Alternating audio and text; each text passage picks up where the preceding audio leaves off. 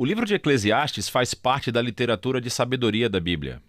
E começa com esta frase, as palavras de Kohelet, filho de Davi, rei em Jerusalém.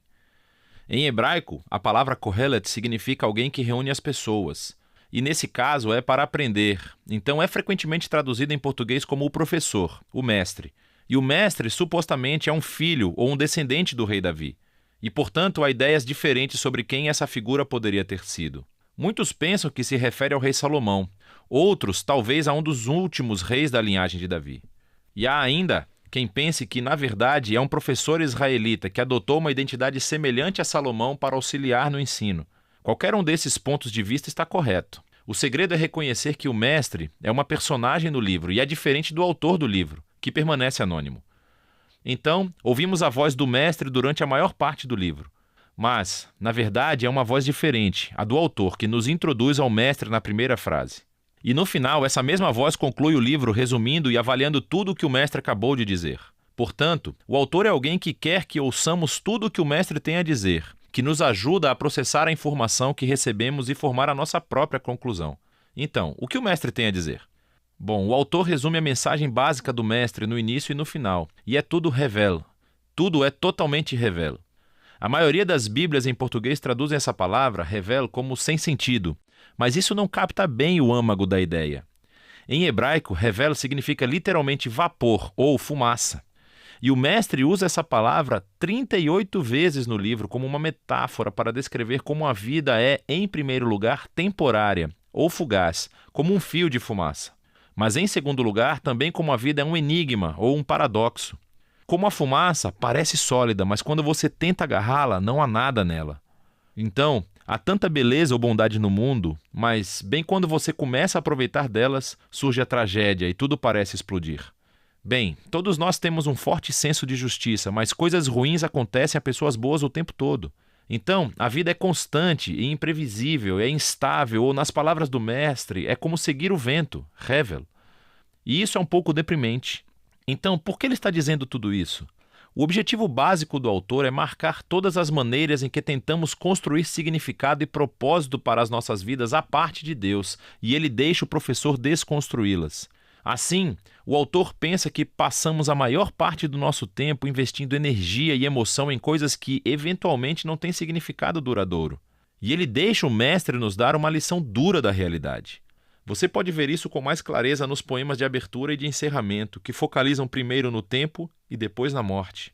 Então, o mestre diz: você pode passar toda a sua vida trabalhando e alcançando grandes feitos, achando que isso dá significado à sua vida, mas você deve parar e considerar o passar do tempo.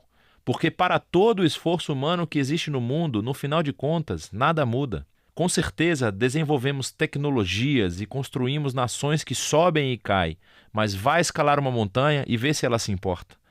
Já existia muito antes de qualquer um de nós existir e continuará existindo muito tempo depois de nós. O que quero dizer é que ninguém vai se lembrar de você, nem de nada do que você fez daqui a 100 anos, mas aquela montanha continuará existindo. E as ondas estarão quebrando na praia e o sol irá se levantar e se pôr. E assim o tempo acabará por apagar você e eu e tudo aquilo com que nos importamos. E se isso não é deprimente o suficiente, o mestre também não para de falar sobre a morte durante o livro inteiro, mas especialmente nesse poema perto do fim. Ele diz que a morte é o grande equalizador e torna inútil a maioria das nossas atividades diárias. A morte devora os sábios e os tolos, os ricos e os pobres. Não importa quem você é, o que você fez, seja algo bom ou ruim, todos vamos morrer, e isso é inevitável. Assim, com essas duas ideias em mãos, o mestre passa a considerar todas as falsas esperanças e as atividades onde investimos as nossas vidas para encontrar significância, como riqueza, carreira, status social ou prazer. Então, você acha que trabalhar duro fará a sua vida valer a pena? Pense no estresse e no preço que isso causa em você, toda a ansiedade e as noites sem dormir. E no momento em que você realmente ganhar alguma riqueza, você estará muito velho para aproveitá-la. E então, quando você tiver que repassar a sua riqueza para alguém, pode ser alguém que nem se importe com qualquer coisa que você fez. Ou talvez você pense que o prazer fará a vida valer a pena. Vá em frente, viva as suas férias, viva para as festas de fim de semana. Segunda-feira sempre chega. Revel, revel, tudo é totalmente revel. Então, o que o mestre defende é que nos tornemos hedonistas puros ou relativistas? Bem, isso seria maravilhoso. O mestre reconhece que as ideias dos provérbios, viver pela sabedoria e pelo temor ao Senhor, realmente têm vantagens. Em geral, a vida provavelmente será melhor para você. Mas veja que o problema é que mesmo vivendo pela sabedoria e pelo temor do Senhor, eles também são Hevel porque não garantem uma vida boa.